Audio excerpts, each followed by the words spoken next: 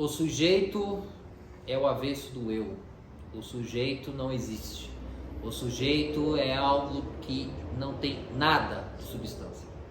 Você entendeu essas frases? Se não, fica comigo que eu vou lhe explicar.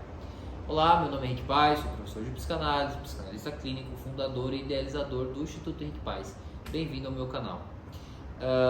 Essa concepção de sujeito para Lacan, esse conceito de sujeito para Lacan, é um conceito que passou por muitas metamorfoses ao longo da sua obra.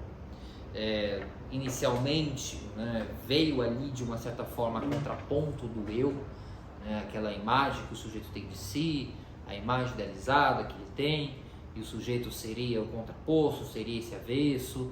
Então era só você pegar o que era a imagem de alguém e pensar a contraponto e voilá, esse é o sujeito, né?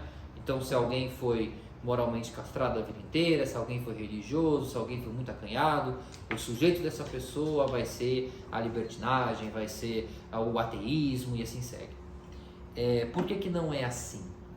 Por que não dá para ser assim? Porque o Lacan estudou muito, infernizou muito a gente para que a gente reduzisse a obra dele dessa forma. Quem explica assim está tentando apenas, talvez por desconhecimento, ou tentando apenas ali aliviar para si. Porque não é isso. É uma coisa um pouco mais densa, um pouco mais profunda e que, é muito bem para salientar, é um fenômeno que aparece na análise, tá? Então, professor, o que de fato seria o sujeito para Lacan? Tem uma definição que não é nem do Lacan, mas do Alain Miller, que é o seu genro, que eu gosto muito. Ele vai dizer algo mais ou menos assim, que o sujeito, ele não tem natureza humana. Ou seja, o sujeito não é bom, não é mau, não nasceu querendo alguma coisa. O sujeito seria, se fôssemos quantificar numa substância, algo próximo do nada. Veja, isso quer dizer o quê? A pessoa vem em análise e aí ela está falando. E ela está falando, e você vai identificando o que é imagem, o que é o ego, o superego e tudo mais. Daí, num ato falho, entre uma palavra e outra, num relato de sonho, numa impressão, num erro, numa lacuna, porque isso é um conceito bem contemporâneo, o sujeito é um sujeito lacunar, numa lacuna aparece algo que é completamente diferente, não é o avesso, diferente de tudo que você já ouviu na análise. Essa lacuna, isso que apareceu e sumiu, isso é uma noção de sujeito na psicanálise lacaniana. O que isso nos chama a atenção? De que além do eu ser uma atividade paranoica, de que a gente resultado de uma série de ideais dado pelo outro e tudo mais, o inconsciente, o sujeito é uma coisa que aparece na análise e some. Aparece e evapora. E se vocês podem perguntar, mas professor, se isso aparece e evapora, do que eu faço com isso? Por que eu não esqueço? Porque isso que aparece é tão marcante, é tão diferente, que você não tem como esquecer, não tem como você não lidar. E apenas um exemplo aqui para vocês entenderem, né? Eu tenho um analisando, faz análise há um bom tempo, e toda a sua análise, a sua construção de análise, estava bem bonitinho uma seguinte ideia, de que a mãe era uma mulher muito boa e o tal do pai não.